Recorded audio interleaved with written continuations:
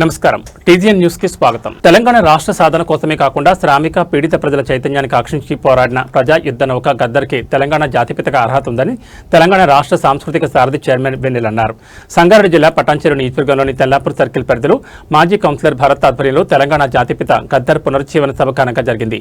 ఈ కార్యక్రమానికి గద్దర్ కుమార్తె తెలంగాణ రాష్ట్ర సాంస్కృతిక సారథి చైర్మన్ వెన్నెల, ఎమ్మెల్సీ దయాకర్, కంచె ఐలయ్య, ఆర్పీ రాజు, సీనియర్ జర్నలిస్ట్ మాసం యాదగిరి, తెలంగాణ ఉద్యమ గాయని విమలక్క, తెలంగాణ ఉద్యమకారుడు పృథ్వీరాజ్, జేలకర్ శ్రీనివాస్, కృష్ణ ప్రభృతులు హాజరై తెలంగాణ స్వరాష్ట్ర సాధన కోసం గద్దర్ చేసిన త్యాగాన్ని గుర్తు చేశారు.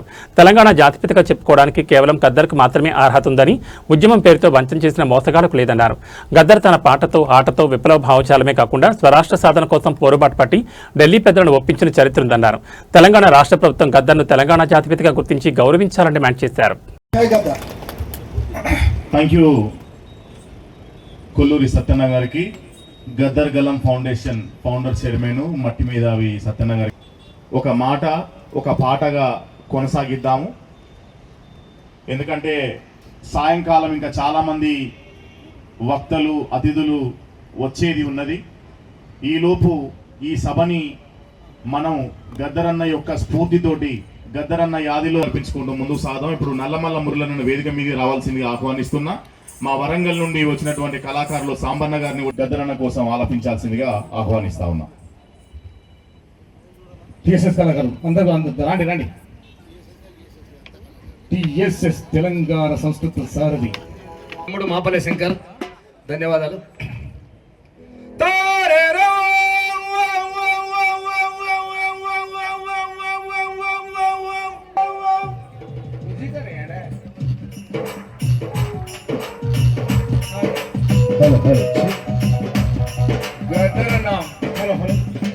మిత్రులారా, నేను ఎక్కువసేపు మాట్లాడను, ఇంకా చాలామంది మాట్లాడాల్సింది ఏమాహేమీలు.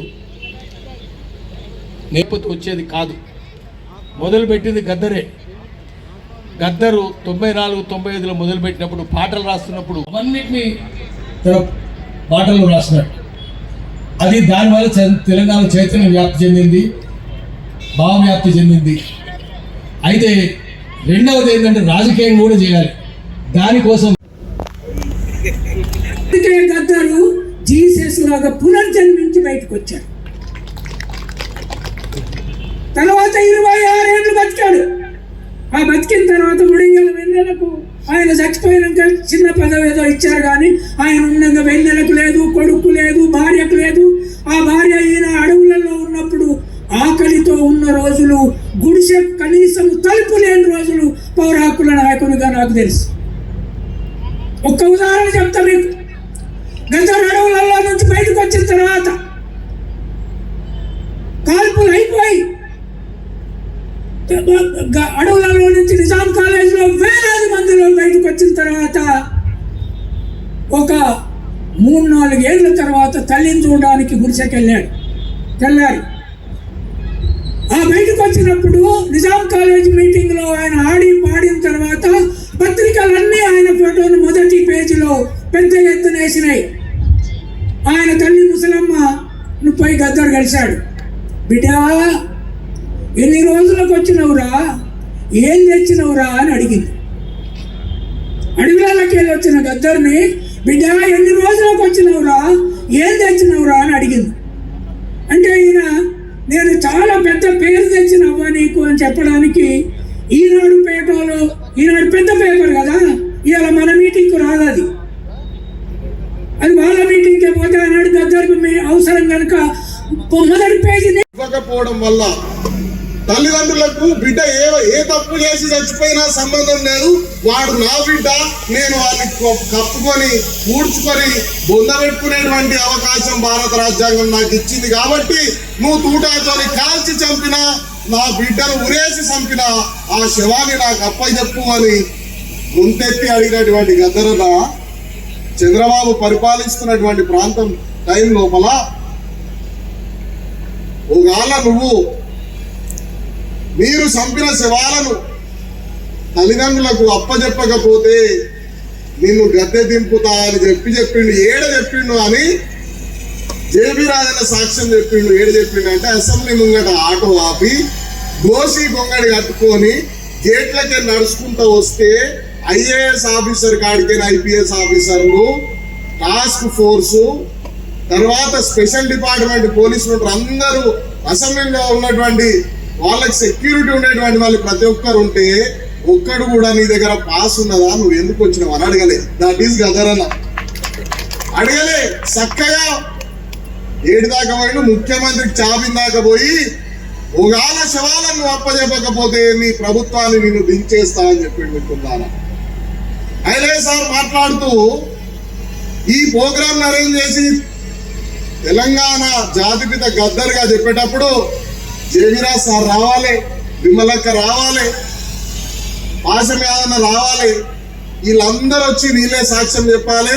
సాక్ష్యం చెప్పకపోతే వీళ్ళకి గో పెట్టేది లేదు, వీళ్ళకి దిగించేది లేదు అని చెప్పి ఇప్పుడు ఇంతసేపు నేను మాట్లాడి ఎందుకు చెప్తున్నానంటే ఈరోజు గద్దరన్న పునర్జన్మ దినోత్సవం తెల్లాపూర్లో గద్దరన్న స్టాచ్యూ దగ్గర గద్దర్ గలం ఆధ్వర్యంలో కొల్లూరు సత్తన్న భరత్ అన్న ఆధ్వర్యంలో ఇక్కడ పెద్ద ఎత్తున జరిగింది.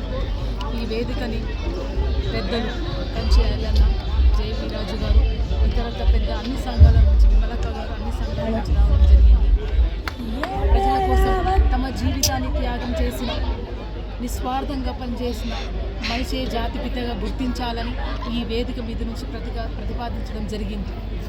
ప్రజలు గద్దరన్నని ప్రజాయుద్ధ నౌకగా వాళ్ళే పేరు పెట్టుకున్నారు, ఆ బిరుదిచ్చారు. వాయిస్ ఆఫ్ ది వాయిస్లెస్ అని తన పేరుని ఆయన పెన్నుగా మార్చుకున్నారు గద్దరన్న, ప్రజలు ఇచ్చిన పేరు. అట్లాగే తను చనిపోయినాక కూడా ఈనాటికి కూడా ఆ పాటతోని ప్రజలు ముందుకు పోతున్నారు. ఆ పాట ప్రజలు చైతన్యవంతపరుస్తుంది. ఆ పాట ముందున్న తరాలకు ఒక ఆశయాన్ని చూపిస్తుంది అనే ఉద్దేశంలో అలాంటి మహానుభావుణ్ణి జాతిపితగా గుర్తిస్తే ఈ తెలంగాణ ఉద్యమాలు, ఈ తెలంగాణ త్యాగాలను గుర్తించిన విధంగా ప్రజలకు తెలియజేయబడుతుంది, ముందు తరాలకు తెలియబడుతుంది అని ఒక మంచి ఉద్దేశంతో ఇక్కడ పెద్ద ఎత్తున మీటింగ్ అవ్వడం జరిగింది. దానికి నేను గద్దర్ గలం అట్లాగే అన్ని సంఘాల నాయకులకు ప్రత్యేకంగా వందనాలు తెలియజేసుకుంటాను. ఈరోజు గద్దరన్న మీద అటాక్ జరిగిన రోజు తెల్లాపూర్లో ఈ సమావేశం ఏర్పాటు చేసి తెలంగాణ జాతిపితగా గద్దర్ గారిని ప్రకటించాలనే ఒక డిమాండ్, ఒక విజ్ఞప్తి ఈ సభ చేసింది. ఈ విషయంలో వ్యక్తిగతంగా మేము దీనికి సంపూర్ణ మద్దతును తెలియజేస్తుంది. పార్టీ, ప్రభుత్వం అనే అంశం వాళ్ళ దృష్టికి తీసుకుపోయే ప్రయత్నం చేస్తాం. ఎందుకంటే అర్హత కలిగిన వ్యక్తి గద్దర్ గారు కాబట్టి తెలంగాణ కోసం ఏ విధంగా పోరాడిండో తెలుసు. ఒక 6 గుండ్లు తీసుకొని మరి అంతకంటే త్యాగం చేసిన వ్యక్తి అయితే మేము చేయలేదు. కాబట్టి ఇది ప్రభుత్వాన్ని నివేదించే ప్రయత్నం చేస్తాం. అన్నిటికంటే ముఖ్యంగా ఇక్కడ మొట్టమొదట తెల్లాపూర్లో వారి విగ్రహం పెట్టడం, ఇక్కడ ఉన్న వాళ్ళు కూడా ఇది తెలంగాణపురంగా ఉన్నది అని చెప్పి ప్రస్తావన తీసుకొచ్చింది. డెఫినెట్గా తెలంగాణపురం ఈ గ్రామం పేరు వచ్చేటట్టుగా ప్రయత్నం చేసి మండలి అంశాన్ని లేవనెత్తాం.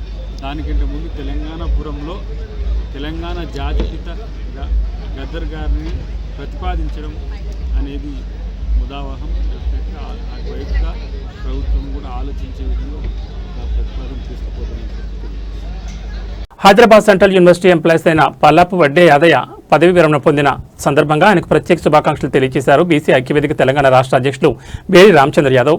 సెంట్రల్ యూనివర్సిటీ ఎంప్లాయీస్ యూనియన్ హక్కుల కోసం పోరాటం చేసిన యాదయ్య బీసీల కోసం తన వంతు పాత్ర పోషించాలని అన్నారు. జీవితంలో ఎన్నో ఒడిదుడుకులను, కష్టసుఖాలను ఎదుర్కొని ఈ స్థాయికి చేరుకున్నారని అన్నారు. రాష్ట్రంలో బీసీ ఐక్యత కోసం, బీసీ హక్కుల కోసం జరుగుతున్న పోరాటంలో పల్లపు వడ్డే యాదయ్య లాంటి వ్యక్తులు తమ పాత్ర బీసీల పట్ల కృషి చేసే విధంగా ఉండాలని, బీసీల ఐక్యత కోసం కృషి చేస్తారని ఈ సందర్భంగా ఆశిస్తున్నారని అన్నారు. ఉత్తమమైన నాయకత్వ లక్షణాలు కలిగిన పల్లపు వడ్డే యాదయ్య బీసీలకు ముందుండి నడిపించారని అన్నారు. ఈ కార్యక్రమంలో తెల్లాపూర్ సిపి ప్రభాకర్ రెడ్డి, సంగారెడ్డి జిల్లా యాదవ్ సంఘ అధ్యక్షులు పెరుగు ఐలేష్ యాదవ్, బీసీ కులాల ఐక్యవేదిక అధ్యక్షులు నరసింహులు యాదవ్, బీసీ జిల్లా నాయకులు కె నరసింహ యాదవ్, బుచ్చయ్య, తెలంగాణ రాష్ట్ర యాదవ్ చేసి ఉపాధ్యక్షులు పాములెట్టి యాదవ్, వంశీ యాదవ్, పల్లపు వడ్డే సంఘం నాయకులు, తెల్లాపూర్ ప్రజాప్రతినిధులు, రాజకీయ నాయకులు, ప్రజలు మరియు సెంట్రల్ యూనివర్సిటీ ఎంప్లాయీస్ యూనియన్ సభ్యులు పెద్ద ఎత్తున పాల్గొని శుభాకాంక్షలు తెలిపారు. మరి ఏదైతే యాదవ్ జేసీ ఆధ్వర్యంలో ఏప్రిల్ 11న హలో యాదవ్ చలో హైదరాబాద్ అనే కార్యక్రమాన్ని పెద్దలు అజయ్ కుమార్ అన్న, మరి అదేవిధంగా వైస్ చైర్మన్ సీనన్న గారు తీసుకున్నటువంటి కార్యక్రమం మన తెలంగాణ రాష్ట్ర వ్యాప్తంగా మరి 33 జిల్లాలు 119 నియోజకవర్గాల నుండి యాదవులు పెద్ద ఎత్తున తరలి వచ్చి ఈ కార్యక్రమాన్ని విజయవంతం చేయాలని చెప్పేసి పిలుపునివ్వడం జరుగుతుంది. మరి యాదవుల హక్కులకై ఈ పోరాటం చేయడం జరుగుతుంది. యాదవులు అన్ని కుల సంఘాలన్నీ ఏకతాటిపైకి తీసుకొచ్చి మరి ఈ రోజు యాదవ్ చేసి ఏర్పాటు చేసిన పెద్దలు అజయ్ కుమార్ అన్న గారికి హృదయపూర్వక ధన్యవాదాలు తెలియజేసుకుంటున్నాం. మరి అదేవిధంగా చిరుకల సీనన్న గారికి మరి ముఖ్యంగా మన యాదవులందరూ కూడా ఇన్నాళ్ళు వేరే పార్టీల జెండాలు మోస్తూ మరి ఎన్నాళ్ళు ఈ జెండాలు మోసుకుంటూ తిరుగుతాం. మన జెండా మన ఎజెండా అనే విషయం మీద మరి యాదవులు ఐక్యమై యాదవులు రాజ్యాధికార దిశగా వెళ్లాలని చెప్పేసి ఈ యొక్క పెద్దలు అజయ్ కుమార్ అన్న తీసుకున్న కార్యక్రమానికి మరి మా శేర్లింగంపల్లి నుండి కాకుండా మా ఉమ్మడి రంగారెడ్డి జిల్లా నుంచి పెద్ద ఎత్తున యాదవులు తరలి వస్తామని చెప్పేసి చెప్పడం జరుగుతుంది. మరి ముఖ్యంగా యాదవులందరూ కూడా ఆ రోజు ఒకటి కాదు ఒకరొకరు 10 మందిని తీసుకొచ్చి ఆ సభను విజయవంతం చేయాలి. ముఖ్యంగా బీపీ మండల్ వర్ధంతి సందర్భంగా మరి రాజకీయ నాయకుల సదస్సు నిర్వహించడం జరుగుతుంది.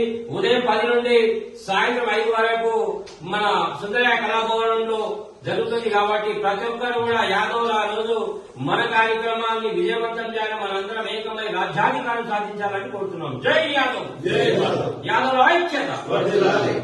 సంగారెడ్డి జిల్లా పటాన్చెరు నియోజకవర్గ కాంగ్రెస్ పార్టీ అధ్యక్షులు కాటా శ్రీనివాస్ గౌడ్ ఆధ్వర్యంలో నిరుపేదలకు వైద్య ఖర్చుల కోసం రాష్ట్ర ముఖ్యమంత్రి సహాయ నిధి చెక్కులను పంపిణీ చేశారు.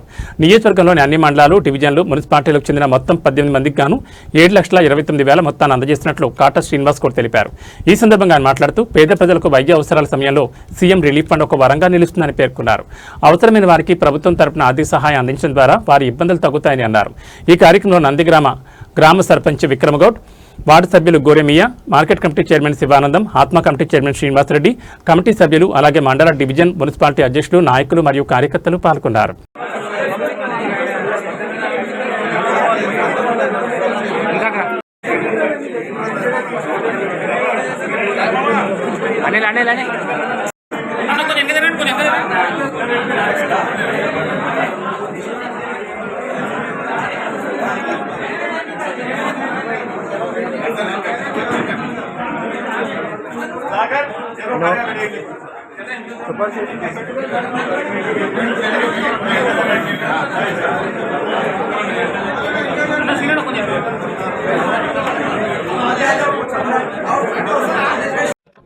పటాన్చెరు నియోజకవర్గం సంబంధించి మరి ఈరోజు సీఎం రిలీఫ్ ఫండ్ కింద మరి 18 మందికి 7,29,000 ఈరోజు షెడ్యూల్ పంపిణీ కార్యక్రమం చేయడం జరిగింది.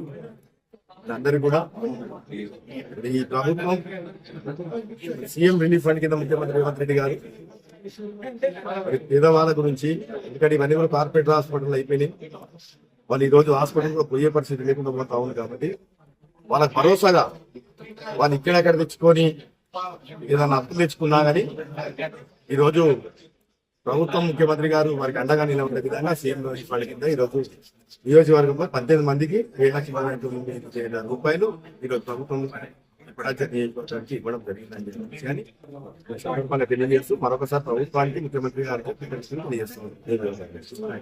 ఆరోగ్యం అంటే కేవలం వ్యాధులు లేకపోవడం మాత్రమే కాదు, శారీరక, మానసిక, సామాజిక సంక్షేమం కలగాల్సిన స్థితి అని జిల్లా కలెక్టర్ ప్రతిమా సింగ్ పేర్కొన్నారు. మంగళవారం ప్రపంచ ఆరోగ్య దినోత్సవం సందర్భంగా హవేలీ ఖానాపూర్ మండలంలోని సర్దన ప్రాథమిక ఆరోగ్య కేంద్రాన్ని ఆమె సందర్శించారు. ఈ సందర్భంగా కలెక్టర్ స్వయంగా వైద్య పరీక్షలు చేయించుకుని అక్కడ వైద్య సేవలను పరిశీలించారు. ఈ ఏడాది theme together for health stand with sciences అని ప్రస్తావిస్తూ ప్రజలు శాస్త్రీయ పద్ధతిలో ఆరోగ్య సంరక్షణ కట్టుబడి ఉండాలని కలెక్టర్ సూచించారు. జంక్ ఫుడ్, ఫాస్ట్ ఫుడ్ వినియోగాన్ని తగ్గించి చిరుధాన్యాలు, పండ్లు, ఆకుకూరలు అధికంగా తీసుకోవాలని కోరారు. శారీరక ఆరోగ్యంతో పాటు మానసిక ప్రశాంతత కూడా ముఖ్యమని, ఒత్తిడి తగ్గించుకోవడానికి యోగా, ధ్యానం వంటి పద్ధతులు పాటించాలని తెలిపారు.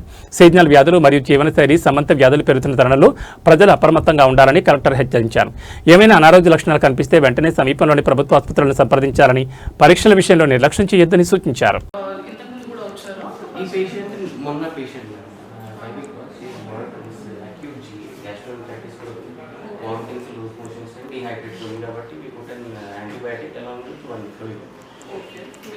ఇవాళ వచ్చింది BP very low and she is dehydrated అలాగే ఇమాసియేటెడ్ ఉంది కొంచెం. సో 60-70 బీపీ ఉన్నది just put this thing and he is active only but his BP is 70. Okay. ఇంతకు ముందు కూడా అయిందా?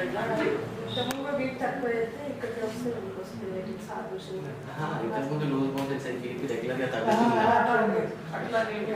Dehydration didn't start. I just asked him whether you worked in Oxen or something. So he said yesterday we went there. So I told okay, you might have worked. We didn't send things also. The government is providing vitamin D and vitamin B to enhance. So because most of them are like everything sending that. Everything has a damping like that. So we have a prescription. And especially on geriatric is on Thursday, we have more than that.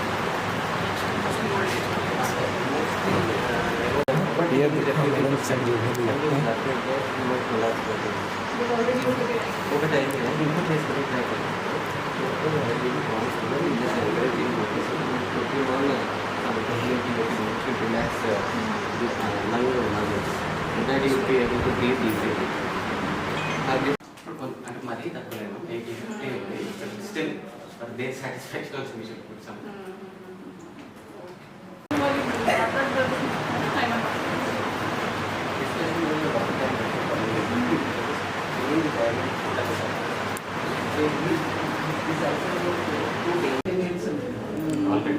So ANA profile అట్లా ఏమైనా ఎంచుకున్నారు యాంటీన్యూక్లియర్ antibody profile దాన్ని prove చేయడానికి కాళ్ళకు తిమ్మిది రావడం నడుము నొప్పి ఉండడం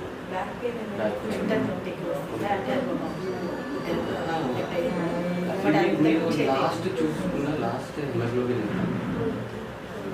బికాజ్ మీరే అబ్జర్వ్ చేసుకుని అర్థం చేసుకుని మీరు కలర్ వైట్లో ఒక 4-5 months బ్యాక్ నుంచి కొంచెం సో లాస్ట్ టైం అయితే 12 ఉంది 12 నేను చూసాను సార్ అంటే ఇదే ఉంటుంది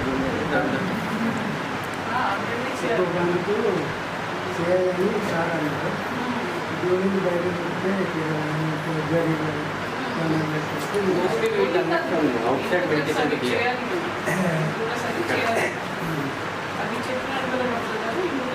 ఇంకొకటి బంద్ అయింది కదా దాన్ని కూడా చేయించుకో. ఇంతకుముందు ఎక్కడ చేయించారు ఆపరేషన్? అలాగే ఆరోగ్యశ్రీ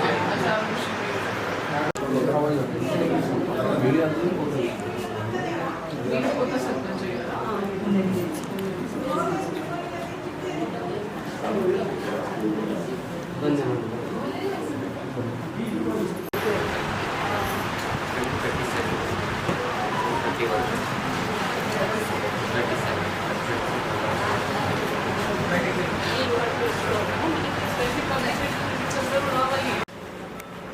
మీ ఆయన ఏం చేస్తారు?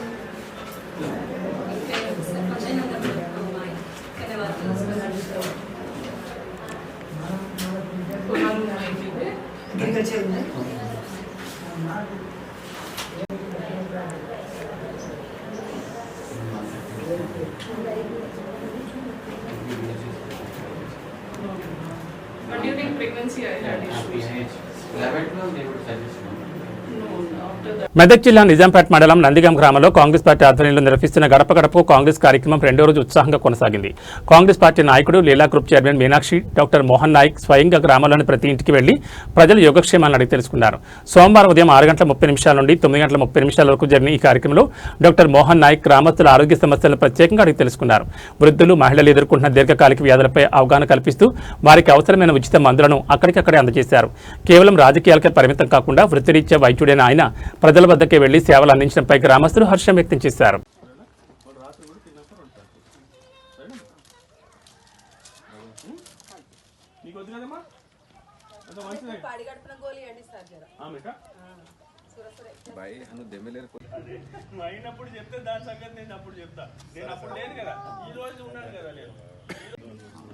అప్పుడు వచ్చినావు కదా, ఇచ్చినావు మంచిగా, మంచి పని చేసినాయి సార్. గుర్తుపడతాం నాయన.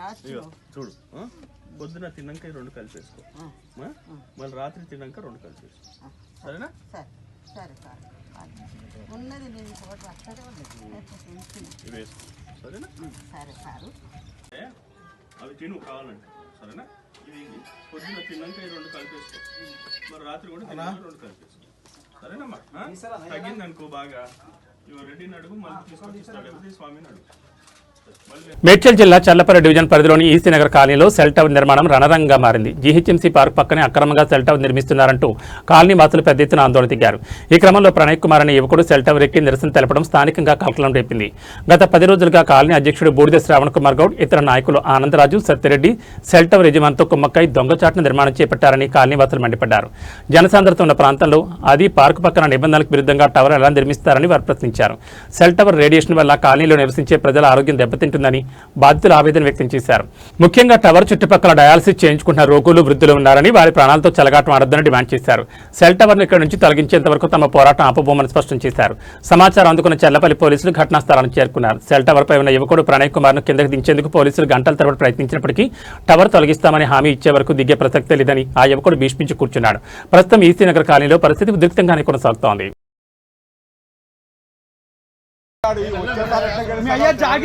మొత్తం అంతా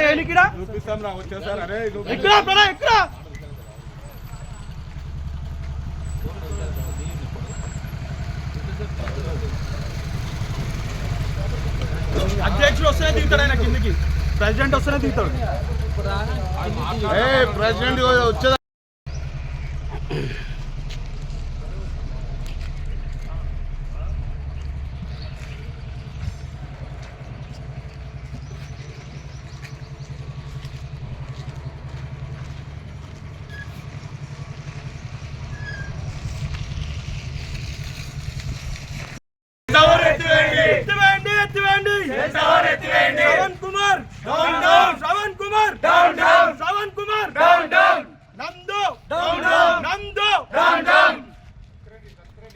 అనేది కొత్తగా ఇప్పుడే స్టార్ట్ అవుతుంది. ఈ శ్రవణ్ కుమార్ గౌడ్ అధ్యక్షన వచ్చినప్పటి నుంచి ప్రతి 2 నెలలకు ఒకసారి డిస్టర్బెన్స్ ఈ టవర్ల వల్ల. ఇంతకుముందు మా ఇంటి పరిసరాల్లో ముందు వేసిర్రు టవర్లు, మేము వద్దన్నాము. ప్రెసిడెంట్ గారు జోక్యం చేసుకొని సరే అన్నారు. అది కూడా చాలా రోజుల వరకు వద్దు అని కాదని వాళ్ళు మళ్ళీ చేసి దాన్ని ఆపేసినాక మళ్ళీ వాళ్ళు కావాలని ఇక్కడ సొసైటీ స్థలం మీకెందుకు అని చెప్పేసి వాళ్ళు వేస్తున్నారు. ఎంత సొసైటీ స్థలం అయినా కూడా ఇక్కడ పరిసరాలు అందరూ ఇండిపెండెంట్ హౌసెస్ ఉన్నాయి. ఇది ఒక కాలనీ, ఇది ఒక గ్రేటెడ్ కమ్యూనిటీ. ఇది ఇండిపెండెంట్. అసలు యాక్చువల్గా ఈ టవర్స్ అనేది పబ్లిక్ ప్లేసెస్ ఉండాలి, లైక్ బస్ స్టాప్స్, హాస్పిటల్స్ అక్కడ ఉండాలి. ఇది ప్రైవేట్ సెక్టర్. ఇండిపెండెంట్ హౌసెస్ ఉంటాయి మొత్తం. ఇక్కడ సీనియర్ సిటిజన్స్ ఉంటారు. పక్కన చుట్టుపక్కల ప్రతి ఇంటింటికి ఒక పేషెంట్ ఉన్నది. ఆ పక్కన డయాలిసిస్ పేషెంట్ ఒక ఆయన ఉంటే, ఈ టవర్ ఉన్న ప్రతి 20 మీటర్స్ దూరంలో ఇంకొక క్యాన్సర్ పేషెంట్ లాస్ట్ స్టేజ్ ఆయన ఉన్నారు. ఇది అసలు కరెక్ట్ కాదు ఇట్లాంటి టవర్ ఇన్స్టాల్ చేయడము.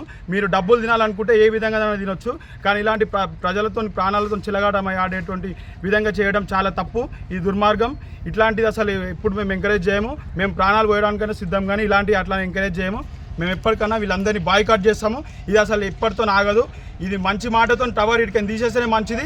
ఇది ఇంకా ఏడైనా వేసుకొని కాలనీ పరిసరాల్లో ఇంకా చాలా పార్కులు ఉన్నాయి. ఇక్కడైనా మా చుట్టుపక్కలనే తిరుగుతుంది అంతా 100 మీటర్స్ రేడియస్లో. ప్రతిసారి మా ఇంటి పక్కనే వేయాలని చూస్తున్నారు. ఇదంతా కుమ్ముక్కాయ అందరూ వీళ్ళకి పైసలు వీళ్ళు తిన్నా కాకుండా వీళ్ళకి తినిపించి మొత్తం అన్ని చిన్నగా ఇట్లా వేసి మొత్తం అంతా భ్రష్టు పట్టిస్తున్నారు మొత్తం కాలనీ అంతా. ఇలా శ్రవణ్ కుమార్ గౌడ్ అధ్యక్షుడు ఇప్పటికీ ఆయన రెస్పాండ్ అవ్వలేదు. టైం ఇస్తున్నారు, మాట్లాడుతున్నారు. ఇప్పటికీ మా ముందుకు కూడా రాలేడు. మేము ఇక్కడ పొద్దున్న నుంచి ఇప్పటిదాకా వెయిట్ చేస్తున్నామండి. ఇప్పటివరకు కూడా అధ్యక్షుడు ఇంతవరకు కూడా స్పందించడం లేదు. ట్రెజరర్ ఎవ్వరు కానీ సొసైటీకి సంబంధించిన ఒక సభ్యుడు కూడా ఇక్కడ లేడు. మేము అప్పటి నుంచి వెయిట్ చేస్తున్నాము. అసలు చాలా దుర్మార్గం. మేము ఎండలో ఉన్నాము అప్పటి నుంచి కూడా. ఇక్కడ వాళ్ళు పోలీస్ ప్రొటెక్షన్తో ఏదో చేద్దామని చూస్తున్నారు, కానీ ఇది అసలు కరెక్ట్ కాదు. ఇది వే ఆఫ్ కరెక్ట్ కాదు. ఇది మా చల్లపల్లి ఈసీ నగర్ సొసైటీ అసోసియేషన్లో ఫస్ట్ నాగేశ్వరరావు ఆడ వేసారు, స్థూపం వేసారు. ఈ స్థూపము ఫస్ట్ నాగేశ్వరతానే వేసారు. ఆడికేని అందరు బెదిరిస్తలకల సొసైటీ కూడా ఒప్పుకుంది. ఈ సొసైటీలో మేమైతే ఏది కూడా ఇది ఏపీఎము మా వాగ్దానం అని వాళ్ళు ఒప్పుకున్నారు. వాళ్ళు ఒప్పుకున్నాక కూడా మళ్ళా మా అన్నయ్య ఇంటి ముంగట వాళ్ళ పేరు నాగేశ్వరరావు ఇంటి మీద వేసారు. అది కూడా రిజెక్ట్ అబ్జెక్షన్ చేసి సొసైటీలో వచ్చారు. సొసైటీ ప్రెసిడెంట్, సెక్రటరీ, ట్రెజరర్ అందరు వచ్చేసి వాళ్ళు కూడా రిజెక్ట్ చేసి ఈ సొసైటీలో మనకు అవసరం లేదు, ఈ టవర్ అనేది అవసరం లేదన్నారు.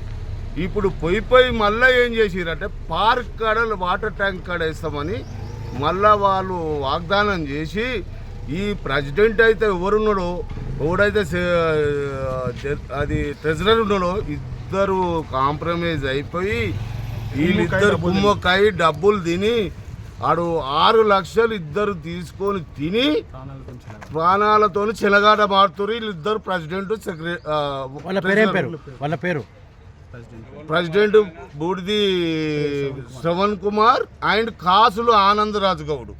వీళ్ళిద్దరు చర్యల వల్ల ఈ కాలనీ నాశనం అవుతుంది. అందులో ఒక డైరెక్టర్గా ఆయన సత్యరెడ్డి అని ఉన్నాడు.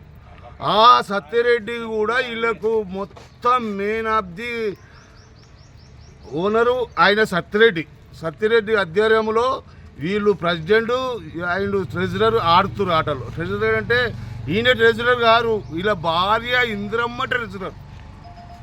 ఇలా కష్టపడి మేము గెలిపించాలని ముందుకు తీసుకొచ్చి మీరు మా నిర్ణయాలు మంచిగా పాటించాలని చేస్తే మాకే వెన్నుపూట వరిసి ఇది చేస్తున్నారండి.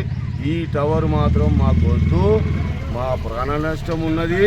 దయచేసి ఈడికి తీసేసి ఈ ఫంక్షన్ హాల్ కాడ ఒకటి వేసిరని చెప్పారు. ఆడ తిన్నారు, ఆడ 5 లక్షలు, ఈడ తిన్నారు 6 లక్షలు. ఇది దయచేసి కూడా ఇంకా 10 లక్షలు తింటారా 5 లక్షలు తింటారా ఆ కమ్యూనిటీ హాల్ కాడ తీసుకుపోయి వేసుకోండి, మాకేం అభ్యంతరం లేదు.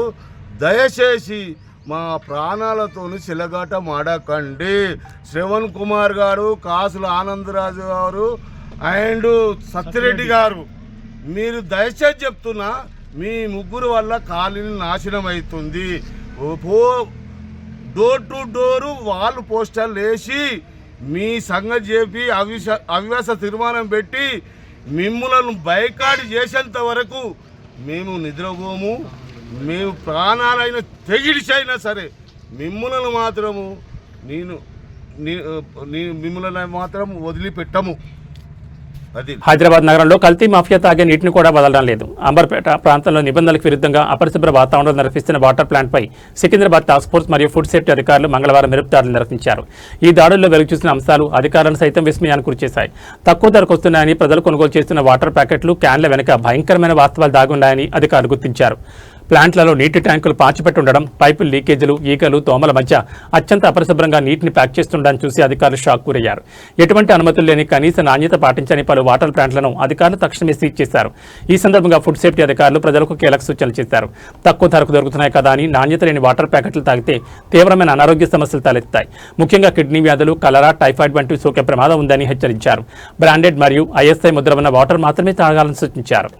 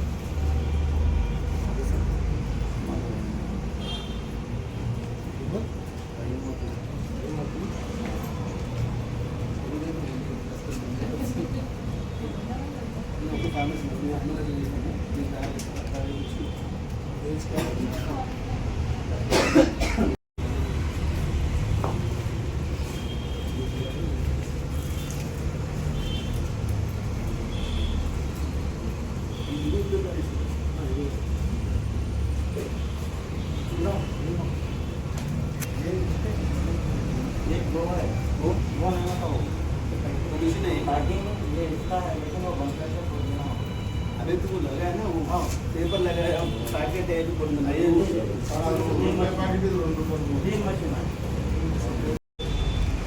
वाटर पैकेट लेकर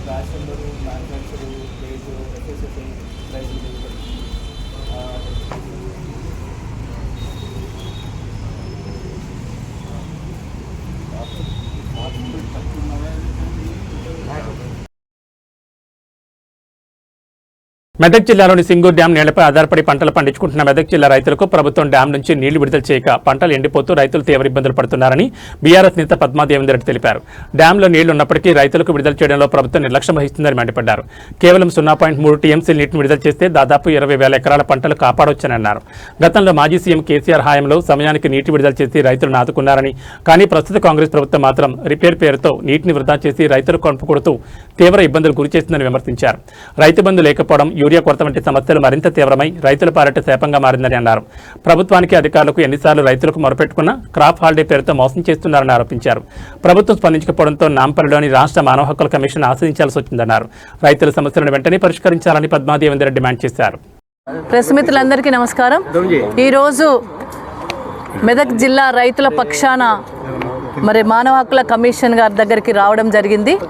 ముఖ్యంగా ఏదైతే మెదక్ జిల్లాకు సంబంధించిన సింగూరు డ్యామ్ ఉందో ఆ డ్యాంలో నీళ్ల మీద మెదక్ జిల్లా వాసులకు రైతులకు హక్కు ఉన్నప్పటికీ కూడా ప్రతిసారి కూడా 2 సంవత్సరాలుగా నీళ్ళను అడుక్కునే పరిస్థితి వస్తూ ఉంది. గతంలో గౌరవ కేసీఆర్ గారు ఉన్నప్పుడు 10 సంవత్సరాలు సింగూరు నీళ్లను గణపురం ఆనకట్టుకు, నిజాం సాగర్కు టైం ప్రకారము, స్పెల్ ప్రకారము నీళ్ళనిచ్చి పంటలను కాపాడిన ఘనత గౌరవ కేసీఆర్ గారిది. రైతులను కాపాడుకున్న ఘనత గౌరవ కేసీఆర్ గారిది. సింగూరులో నీళ్లున్నప్పటికీ కూడా ఈ కాంగ్రెస్ గవర్నమెంట్ వచ్చినప్పటి నుండి కూడా రైతులకు ఇబ్బందులు ప్రారంభమైనాయి. ఇప్పటి వరకు రైతు బంధు లేదు, పెట్టుబడి లేదు. అయినప్పటికీ కూడా రైతులు పంటలు వేసుకుంటే సింగూరు నుండి రావాల్సిన నీళ్లను మాత్రం విడుదల చేయట్లేదు. రిపేర్ పేరుతోని ఇప్పటికే దాంట్లో ఉన్న నీటినన్నిటి కూడా దాదాపు 10 టీఎంసీల నీటిని దారాదత్తంగా వదిలేయడం జరిగింది. కానీ రిపేర్ మాత్రం ఇప్పటి వరకు కూడా స్టార్ట్ చేయలేదు. ఇప్పుడు లాస్ట్ తరి కావాల్సిన అవసరం ఉంది. అక్కడ దాదాపు మంజీరకు 2 వైపులా ఉన్న పంటలను కాపాడాలంటే, ఆ మెదక్ సంబంధించిన రైతులను కాపాడుకోవాలంటే తప్పకుండా ఇప్పుడు లాస్ట్ తడి 0.3 టీఎంసీల నీటిని విడుదల చేయాల్సిన అవసరం ఉంది. కానీ గవర్నమెంట్కు రిప్రజెంట్ చేసిన అధికారులకు రిప్రజెంటేషన్స్ ఇచ్చిన నిన్న గౌరవ కలెక్టర్ గారు కూడా కలవడం జరిగింది. సుంతా లక్ష్మారెడ్డి గారు అసెంబ్లీలో రేజ్ చేయడం జరిగింది. హరీష్ రావు గారు కూడా రిక్వెస్ట్ చేయడం జరిగింది. అయినప్పటికీ కూడా మా రైతులను కాపాడడానికి గవర్నమెంట్ మాత్రం నీటిని రిలీజ్ చేయడానికి సిద్ధంగా లేదు. అధికారులు సిఈ గారు కానీ మిగతా అధికారులందరూ కూడా విజిట్ చేసి అక్కడ వాటర్ అవైలబిలిటీ ఉంది. 7.39 టీఎంసీల వాటర్ సింగూరులో ఉంది. ఓన్లీ కావాల్సింది రైతులకు 0.3 టీఎంసీ మాత్రమే. 0.3 టీఎంసీని నీటిని విడుదల చేయడానికి వెనుకంజ వేస్తూ ఉన్నది. అక్కడ ఉన్న ప్రజాప్రతినిధులు కూడా పట్టించుకోవడం లేదు. గవర్నమెంట్ వచ్చినప్పటి నుండి రైతులకు రైతు బంధు లేదు. ఒకేసారి రైతు బంధు వేసిండ్రు. ఇప్పటి వరకు రైతు బంధు లేదు. యాప్ అని చెప్పి యూరియా కోసం యాప్ అని పెట్టిండ్రు. ఆ యాప్లో ఎక్కడ యూరియా దొరుకుతుందంటే అక్కడ ఉన్న రైతులు పక్క నియోజకవర్గాలకు, పక్క జిల్లాలకు, ఆ జిల్లా యూనిట్గా ఉంది కాబట్టి జిల్లాలో ఎక్కడ యూరియా ఉంటే అక్కడ పోయి తెచ్చుకోవాలంటే ఆటోకు 1000 రూపాయలు ఖర్చు అవుతుంది. అంత ఖర్చు పెట్టి అంత యూరియా తీసుకొచ్చి పంటలకు వేసుకొని పండించుకుంటే లాస్ట్ తరి ఇవ్వకుండా ఎండబెడతా ఉన్నారు. దాదాపు 20,000 ఎకరాల పంట ఎండిపోయే పరిస్థితి వచ్చింది. రైతులందరూ ఆందోళనకరంగా ఉన్నారు, ఇబ్బందికరంగా ఉన్నారు. అన్నమో రామచంద్ర అని అడుక్కునే పరిస్థితి వస్తూ ఉంది. ఈరోజు కేవలం ఒక గ్రామానికి 2 గ్రామాలకు సంబంధించిన రైతులు మాత్రమే కొద్దిమంది రావడం మాత్రమే ఉంది. అక్కడికి వెళ్తే మాత్రం నీళ్లు కావాలని చెప్పి ఆందోళనతో ఇబ్బంది పడే రైతులు చాలామంది మెదక్ జిల్లాలో కనబడతా ఉన్నారు. మంజీరకు ఇరువైపులా అంటే కేసీఆర్ గారు ఉన్నప్పుడు నల్లా తిప్పినట్టుగా వచ్చేటి సమయానికి నీళ్ళు వచ్చేటి 0.3 టీఎంసీలను స్పెల్ వారీగా పంటలకు అందించిన ఘనత గౌరవ కేసీఆర్ గారిదైతే వచ్చినప్పటి నుండి ఈ సింగూరు డ్యామేజ్ రిపేర్ అని చెప్పేసి నీళ్ళనివ్వని ఘనత కాంగ్రెస్ వాళ్ళకి వచ్చింది. ఇప్పటికీ ఇంకొక విషయం ఏం చెప్తున్నారంటే క్రాప్ హాలిడే అంటున్నారు. ఇప్పటి వరకు క్రాప్ హాలిడే వాళ్ళు ప్రకటించలేదు. కేవలం ఊర్లలో సాటింపు వేసినారు. అది ఎప్పుడు పంటలు వేసుకున్న తర్వాత రైతులు అక్కడ ఉన్న రైతులందరూ పంటలు వేసుకొని నీళ్ళు వస్తాయని ఎదురు చూసే సమయంలో నీళ్ళని ఇవ్వలేమని చెప్పేసి 10 టీఎంసీల నీటిని వృధాగా వదిలేసి రిపేర్ చేస్తున్నామని చెప్పేసి ఇప్పుడు వాళ్ళు చెప్తే అక్కడ రైతులు పంట వేసుకున్న వాళ్ళు ఏం కావాలి, పెట్టుబడి పెట్టిన వాళ్ళు ఏం కావాలి? రైతు బంధు లేక పెట్టుబడి పెట్టి పంటలు వండే సమయానికి, ఇంటికి వచ్చే సమయానికి నీళ్ళు ఇవ్వకపోతే వాళ్ళు నానా అవస్థలు పడే పరిస్థితి వస్తుంది. రైతు ఇబ్బంది పడే పరిస్థితి. రైతు కళ్ళల్లో నీళ్లు కనబడతా ఉన్నాయి. మాకున్న సింగూరు నీళ్ళ హక్కులో మాత్రం మాకు నీళ్లు కనబడట్లేదు. మంజీరా కెనాల్ మొత్తం ఎండిపోయే పరిస్థితి కనబడుతుంది. చుట్టుపక్కల చుట్టుపక్కల ఉన్న రైతులందరూ కూడా ఇబ్బంది వస్తుంది. కాబట్టి ఈరోజు ప్రభుత్వం మొరబెట్టుకున్నా వినట్లేదు, అక్కడ అధికారులు మొరబెట్టుకున్నా వినట్లేదు. కాబట్టి ఈరోజు మేము హెచ్ఆర్సీని ఆశ్రయించాల్సిన పరిస్థితి వచ్చింది. అంటే రైతుల దీనస్థితి ఏ విధంగా ఉందో ఒకసారి చూడండి. తెలంగాణ రైతాంగం అంటేనే మరి ప్రభుత్వానికి చిన్న చూపు ఉన్నట్టుంది. ఎక్కడ రైతులు అక్కడ ఇబ్బంది పెడతా ఉన్నారు. రైతులకు కావాల్సిన సదుపాయాలు కలిగించట్లేదు, కరెంటు ఇవ్వట్లేదు, యాప్ ద్వారా యూరియా అంటున్నారు, రైతు బంధు లేదు, కనీసం నీళ్లు వచ్చే అవకాశం ఉన్నప్పటికీ కూడా నీళ్ళు లేని పరిస్థితి కనబడతా ఉంది. కాబట్టి మేము ఈరోజు హెచ్ఆర్సీని ఆశ్రయించాల్సి వచ్చింది. మరి ఇక్కడ ఉన్న కమిషనర్ గారు అయితే చాలా స్పందించారు. డెఫినెట్గా గవర్నమెంట్కి ఇన్ఫర్మేషన్ ఇస్తా అన్నారు, గవర్నమెంట్ దగ్గర నుండి నీళ్లు రిలీజ్ అయ్యేటట్టుగా చేస్తా అన్నారు. వీళ్ళ బాధలు కూడా విన్నారు, రైతులందరితో కూడా మాట్లాడిన తదనంతరం అక్కడ 7.39 వాటర్ ఉన్నది, అవైలబిలిటీ ఉంది. సూపరింటెండెంట్ ఆఫ్ ఇంజనీరు రికమెండ్ చేసిన లెటర్ ఉన్నది, జీవో ఉన్నది. ఆల్రెడీ ఎవరైతే కమిటీ వేస్తుందో ఆ కమిటీ కూడా విజిట్ చేసి గవర్నమెంట్కు రికమెండ్ చేసినా గవర్నమెంట్ స్పందించట్లేదు. అక్కడున్న ప్రజాప్రతినిధులు ఎవరైతే కాంగ్రెస్ పార్టీకి సంబంధించిన ప్రజాప్రతినిధులు వాళ్ళు స్పందించట్లేదు. దయచేసి ఇప్పటికైనా కానీ హెచ్ఆర్సీ కమిషనర్ గారి దగ్గరకు వచ్చినాం కాబట్టి కమిషనర్ గారు మరి గవర్నమెంట్కి రికమెండ్ చేస్తా అన్నారు. తప్పకుండా మాకు నమ్మకం ఉంది కాబట్టి డెఫినెట్గా మా రైతులందరూ కూడా మరి వారు కూడా మొరబెట్టుకున్నారు కాబట్టి డెఫినెట్గా మాకు నీళ్ళు వస్తాయన్న నమ్మకము మరి హెచ్ఆర్సీకి వచ్చినాం కాబట్టి మానవ హక్కుల కమిషనర్ గారి దగ్గరికి వెళ్ళిన మాకు గవర్నమెంట్కు రికమెండ్ చేయడం వల్ల నీళ్ళు వస్తాయన్న నమ్మకంతో ఉన్నాం. పరిగి పర్యటనకు బయలుదేరిన హరీష్ రావును అప్ప జంక్షన్ మీద అరెస్ట్ చేసిన పోలీసులు హరీష్ రావుతో పాటు మాజీ మంత్రి సబితేందర్ రెడ్డి, ఎర్రబెల్లి దయాకర్, మాజీ ఎమ్మెల్యే వెంకటేశ్వర రెడ్డిని కూడా అరెస్ట్ చేశారు పోలీసులు.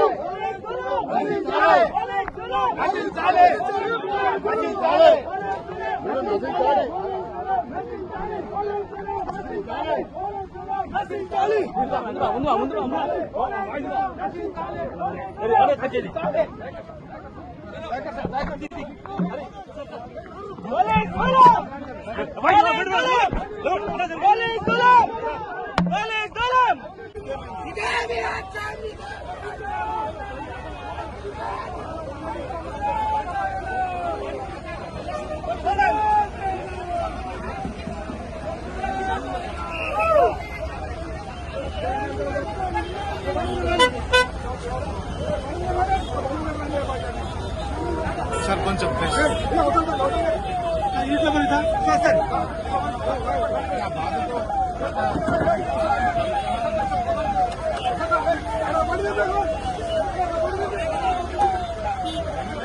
ఈ బులెటిన్ విశేషాలు. నమస్కారం.